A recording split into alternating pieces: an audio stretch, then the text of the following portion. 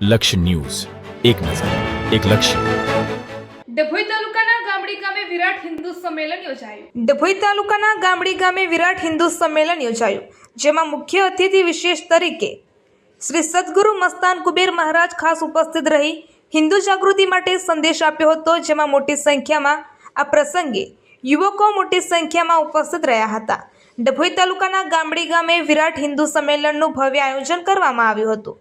હિન્દુ જાગૃતિ માટે યોજાતા આ કાર્યક્રમમાં હિન્દુ ધર્મના ધર્મગુરુઓ દ્વારા હિન્દુ જાગૃતિ માટે ખાસ માર્ગદર્શન આપવામાં આવ્યું હતું. ત્યારે આ પ્રસંગે શ્રી સદગુરુ મસ્તાના કુબેર મહારાજ ખાસ ઉપસ્થિત રહ્યા હતા અને હિન્દુ યુવકોને માર્ગદર્શન પૂરું પાડ્યું હતું.